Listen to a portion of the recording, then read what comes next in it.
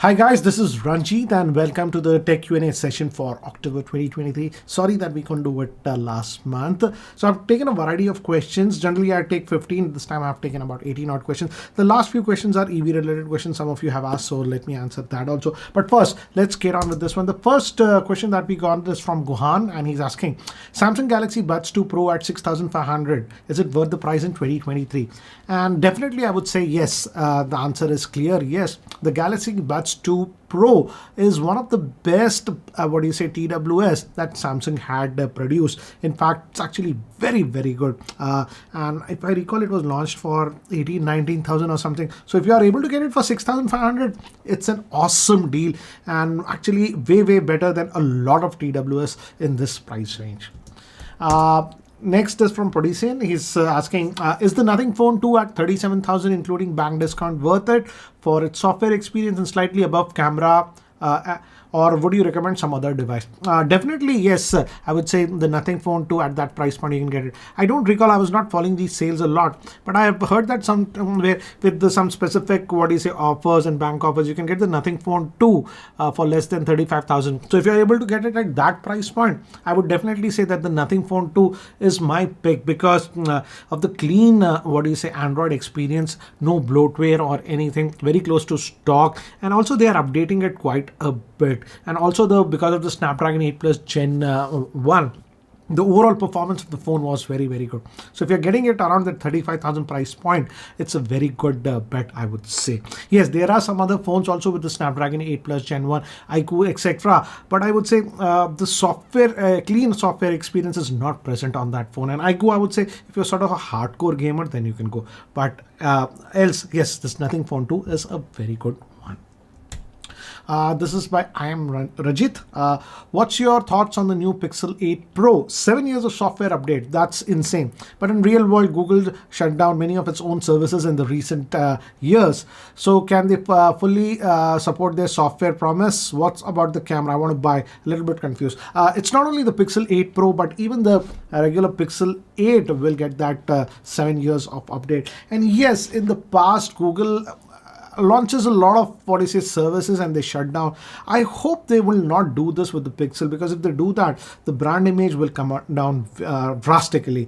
And they said that, I was watching their keynote and everything, and they said that they could get this done because of the Tensor G3 chip. This chip is specifically actually made for Google. It's a custom chip, and hence they can actually support it for all this 7 odd years. That's not the case with standard chips that we get with other OEM, like for example Snapdragon, etc. They have update policy of 4 or 5 years, so the OEMs cannot do anything. So I hope the Google sticks to that. Overall, I would say the camera is actually very good on this one. Can't talk too much. I'll be trying to posting a video on with this one, and even the Pro later on. First I'll post with the Pixel 8 because I feel in India at least the Pixel 8 makes a lot more sense, because the Pixel 8 Pro's pricing even after the discount is just too much in my frank opinion. Anyways, moving to the next one. This is by Hari Krishna. So why most of the vendors are avoiding Snapdragon processor, which is better for the long-term use? Okay, if we look at the mid-range processor from Qualcomm, I would say the last good processors that I've seen in the mid-range were the Snapdragon 778. But again, now the Snapdragon 778 is pretty old. They did release Qualcomm the replacement of that. That's the Snapdragon 7 Gen 2. And we have seen it in one of the Poco phones. Apart from that, nothing. And the reason for that is that Qualcomm is charging a very high premium for even these mid-range chips. That's why in the mid-range market, we are noticing that most of the vendors are moving towards the MediaTek chipsets, and that's actually dominating the market. It's just because of Qualcomm is very stubborn and charging quite a bit of high premiums. But again, in the flagship range, that doesn't matter. Flagships again are expensive. That's why most of the vendors are going with the flagship Qualcomm chips. The Snapdragon 8 Gen 2 is a gem of a chip. But again, that was also a very expensive chip. Okay, this is by Lalit. Which phones have the best haptic feedback implementation? Please list at least 5 devices across the pricing. 5 devices will be very difficult. Sorry about that, got interrupted, got a call. And the best haptic feedback I would say on Android smartphones is, I would say, comes to Pixel. Again, this Pixel 8 and the Pixel 8 Pro have also got excellent, I would say, haptic feedback. It's not just about the strength of the haptic motors, but how it is implemented. Where you touch it, it's calibrated very well. So that way I would say the Pixel lineups, actually even the Pixel 7 haptic feedback was very good. This 8 series is also excellent. So that comes at the top. Second, I would say, what was that? Asus ROG gaming phones also has actually pretty good and strong haptic feedback. And next, I would say, is the iPhones. The iPhones also have very good haptic feedback. Sadly, I would say none of the Samsung flagships, even this Fold 5, have actually very good haptic feedback. Samsung used to actually have very good haptic feedback, but in the last couple of generations, they are not paying that much attention to haptic feedback. In the mid-range, I would say, surprisingly, again, you can't expect that level of haptic feedback. I would say high, low, medium, based on what you're doing. But this Motorola, what is this? This is the Neo, Motorola H40 Neo. This has actually pretty decent haptic feedback for the price range. So these are some of the smartphones that have good haptic feedback. Generally, most of the users don't pay attention to the haptic feedback, but if a phone has really good haptic feedback, it gives a very different premium kind of an experience, I would say. And on Android, I would say Pixel is at the top of the game for that phone. Anyways, moving to the next one. This is by Sudeep. Is the Pixel Buds Pro worthy at 10,000 in Flipkart? Is equalizer provided in the latest update? Does it perform differently with Pixel, or it would be the same with the Samsung? I haven't updated the Pixel Buds Pro to the latest update, but I didn't have any problems using it on a Samsung phone or a Pixel smartphone. It's just that with the non-Pixel smartphones, the default application is not installed. You have to install it. That's it. But at 10,000 rupees, I would say it's still slightly expensive. If you are able to get the Samsung Buds 2 Pro at a lesser price, I would say that might be slightly better. But again, at 10K, it is okay. But again, it's not the best deal, I would say, because now you're getting the Samsung Buds 2 Pro at a lesser price. That's my frank opinion. But again, it's a good TWS. This is by Rakesh. There are rumors about the upcoming Dimensity 9300, yes, featuring all 8 performance cores, not even a single efficiency core. I'm wondering, how will be its thermal performance and power consumption? What are your thoughts? Yes, I was also a little bit surprised. Why is MediaTek doing this with the upcoming Dimensity 9300? All the 8 cores are the high performance core. Generally, what happens is that we have high performance cores and power efficient cores. So I'm also curious to see how will it work in real life, and will having all the high performance core exhibit any heating issues? Because a thing that I liked about the Dimensity series, that's the 9100 and others, was that it simply did not heat up that much. But now, with this decision, let's see. I'm keeping my fingers crossed. This is by Kaveen. I am your fan from Malaysia. Thank you. I would like to ask, which smartphone should I buy between the iPhone 14 Pro and the S23? Currently using the OnePlus 8 and expecting better performance or overall quality. I would say it depends again. What do you really want? Do you want iOS or want to go with Android? I would say personally, picking between the iPhone 14 Pro and the Galaxy S23, I would go for the Galaxy S23, because last year we have noticed that the iPhone 14 Pro, especially, a lot of units actually had battery life issues. The battery were degrading quite a bit, and it's a known issue, and Apple has been mum about it. That's the only reason that I would not recommend the iPhone 14 Pro. Whereas the S23, I would say after a very long time, Samsung has produced a fabulous smartphone, and that's again thanks to the Snapdragon 8 plus Gen 2, and because of that, no heating, and overall it's a very well optimized phone. So my pick would be the Galaxy S23. Anyways, moving to the next one. This is by Rakesh.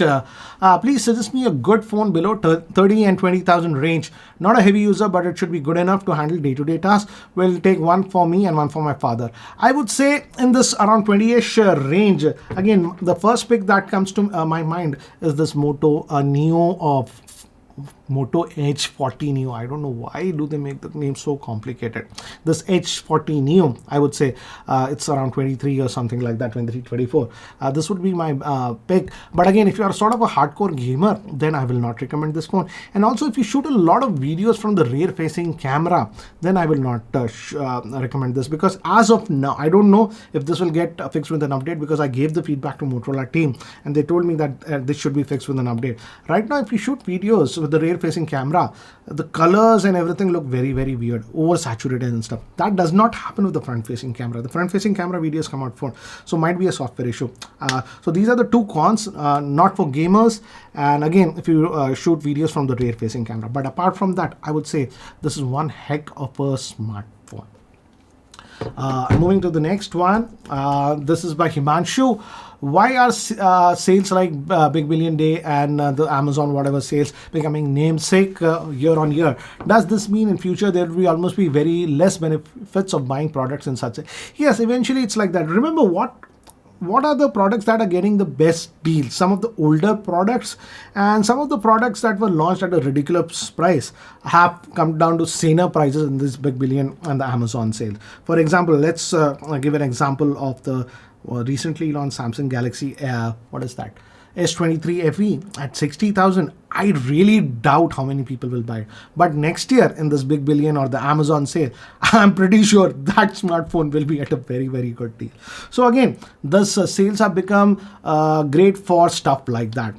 Let's say a smartphone which is selling very, very well regularly. For example, the OnePlus 11, which was at a very good price point. It's a very good smartphone. During the sale, the price, if you notice, hasn't come down that much. So that's the case with these, Big Billion Day sales and stuff like that. Products that were ridiculously priced, stupidly priced, will come to the regular sane pricing during this sale. But apart from that, nothing that great. During this sale, to be very frank, I didn't find anything really, really compelling that I went and bought out. This is by Dinesh. What are your views on Android phones pricing in India? Like Pixel launched at a massive price and will surely see a price cut in a few months. Should we always wait if we have to buy such phones in India? Yes, you're very, very right. I simply did not like the pricing of the Pixel 8 and specifically the Pixel 8 Pro in India. The Pixel 8 Pro is what? 1,05,000, and with the discounts also comes down to about 96,000, whereas this was at 76,000 and with discounts, I don't know, 67, 68,000. So I think so Google India got the pricing of the Pixel 8 series really wrong in India, and I doubt they can increase their share in India with this sort of pricing. Don't get me wrong, the phones are actually very, very good. Really loving the Pixel 8. Will be posting a video about this, but in terms of pricing, I think so Google India has got it very, very wrong. In fact, we also don't have some of the lucrative offers that we get with the Pixel smartphones if you purchase in US and other countries. So yeah, sad.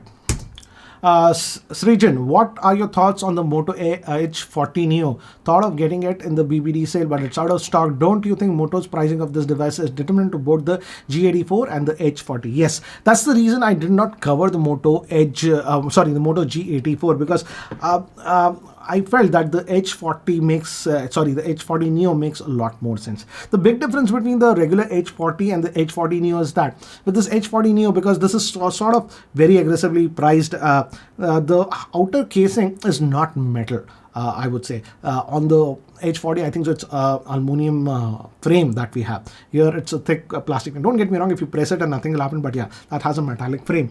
And the regular H40 has wireless charging, whereas this simply does not have wireless charging. So I would definitely say, yes, the Moto H40 Neo is a more value-oriented, more practical, well, that paisa vasool smartphone in the Moto range.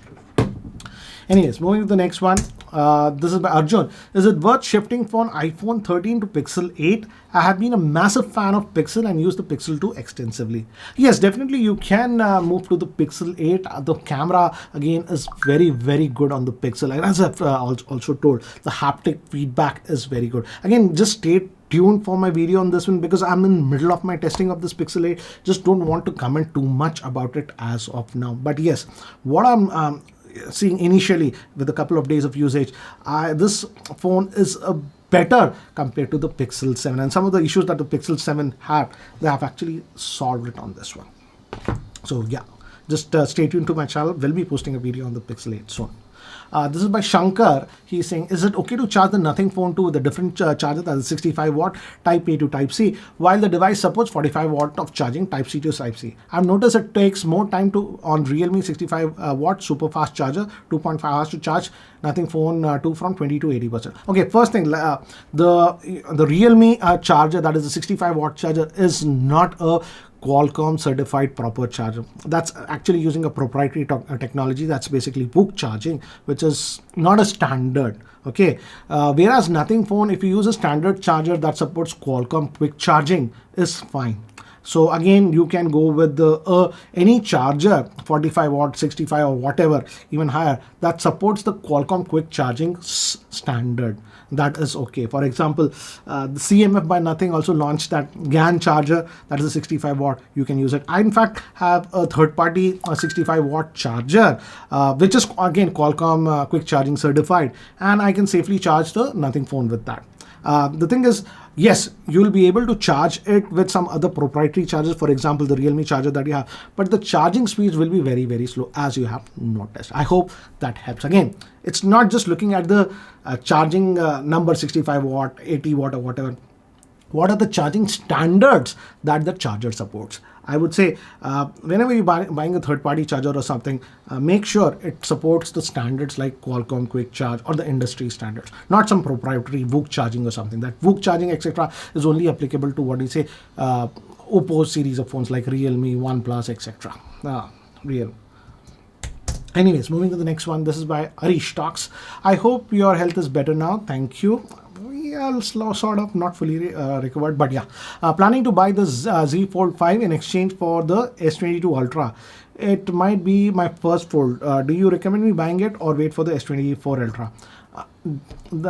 This is the Z Fold 5, and luckily I have been actually using this with my primary SIM for the last 2 months, and I have to say, overall this is one of the best Android smartphones that I have used, and Samsung has now finally ironed out everything, and this is a polished Fold product. Can it be improved? Yes, there are some things that could be improved even on this one, but that's the case with any smartphone. But I have no issues recommending this Z Fold 5 now to any user, I would say, if you have that sort of a budget. Anyways, moving to the next one. This is by Amal. My question is regarding the EV revolution happening in India. The manufacturers are promising about 5 to 8 years of battery life. After that, we have to change the battery by ourselves. Considering this will be a large amount, is it practical for a normal man to buy a EV? Amal, yes. Let me talk about four-wheelers. I'll not talk about two-wheelers. With four-wheelers, yes, most of the brand, for example, if we talk about Tata, that 8 years they give. I think so. MG also gives 8 years of warranty. But the thing is that after this warranty period, your battery simply does not, it's not like your battery, you have to change your battery. For example, on your smartphone, even if you buy a flagship smartphone, the warranty is just 1 year. Does that mean that after 1 year, the battery will die or something like that? Nothing like that. Okay, when you're buying an EV, specifically a four-wheeler, you have to look at the type of battery used in that. For example, if a EV is using the LFP batteries, then the life of the battery is very, very good. Generally, the batteries, we have to gauge it with the number of charge cycle. With the LFP battery, the charge cycles are actually very high, anywhere from 1500 charge cycles to 3000 charge cycles, which is not the case with some of the older battery technologies. Those are just about 700 to 800. But luckily in India, most of the EVs, at least the four-wheelers, are at least about 80% are now moved to the LFP batteries. In fact, Tata, all of their EVs, if I recall, have the LFP batteries with liquid cooling. And if we even look at the lower, Tata does not advertise the charge cycles. As I've told you, LFP batteries, the charge cycles are anywhere from 1500 to 3000 charge cycles. And if we look at even the lower number, let's say that is 1500, and let's talk about the practical usage. For example, I have the Nexon EV Max. It'll be almost 1 year now. I have covered about 12,000 kilometers. And in a month, actually, I'm charging it 4 to 5 times. That's the average that I'm charging, just about 4 to 5 times in a month. Okay, let's take the higher number. That is 5 times that I'm charging in a month. And if we multiply it by 12 months, that's 1 year. That comes down to what? 60 charge cycles. Okay, so multiply that by 10 years, that is just 600 charge cycles. Okay, you go for 20 years, that's just about 1200 charge cycles. So if you look at the LFP battery life cycle, your car might degrade total, the body, etc., but still the battery will have a little bit of a charge. So again, in the typical life cycle of a EV, and if it's using LFP batteries, I'm talking about LFP batteries, you don't have to actually worry about the battery life. Your car might I don't know how many people after 15 or 20 years will use the same car. Yes, after about 10 odd years, the maximum charging capacity might fall down. It might come down to what, 90% or something like that. But again, the battery is not going to die or something like that. That's a big misconception. I hope others. And again, look at some of the older Teslas, which is actually not using the LFP batteries. Tesla started using the LFP batteries only with some of the newer Model 3s. They were using the older battery technology. And still after 10 years, those Teslas are still running on their original batteries. Now just imagine if it was LFP batteries, which have way better, life cycle. Anyways, moving to the next one. This is by Jivesh. My questions again regarding EV. I would like to buy a two-wheeler for my sister. Which EV would you recommend? Daily travelers between 18 to 20 kilometers is worth buying an EV. I was able to trust Ather brand so far. Yes, you can definitely go for a EV scooter. We have a lot of choices in India. But again, I would say the first pick, if you have to ask me, among two-wheelers for EV, Ather comes to my mind. Yes, there is a slight premium with Ather. But again, if you look at the history, Ather is only one of the brands which had the least problems. Most of the other two-wheeler manufacturers in EV like Ola, whatever, I am even forgetting about other names, all had major issues. So I trust Ather. And next year, I think so, Honda with the Activa is also going to come out with their EV version. So that is also going to be a game changer. But as of now, I would say Ather is the one that I would pick. Personally, if I have to do it, that's the one that I'll do. I'll pick up for two-wheeler EVs. Anyways, this is the last question. Again, Pixel 8 related question. So I thought, let's take it. My question is straightforward. I'm living in a non-AC environment all the time using mobile data. I don't play any games. Do I need to go for the Pixel 8? My concern is all about the heat dissipation, casual usage of a G3. I would say just hold on. I'm using this Pixel 8 regularly, but mostly I would say 90% of the time I was using it on Wi-Fi. I will actually switch to only mobile data and use it for a day or two, and then I'll let you know. The heating is considerably less compared to the older Pixels, but I have to use it continuously on mobile data and see if it exhibits any heating issues. So again, stay tuned to my channel. We'll be posting a video on the Pixel 8 with some of the real world experience that I had. So again, that's it for now for this tech Q&A session. I hope you guys liked it. And guys, if you're still not subscribed to the YouTube channel, hit that subscribe button. This is Ranjit, and I hope to see you in my next video. Take care, guys.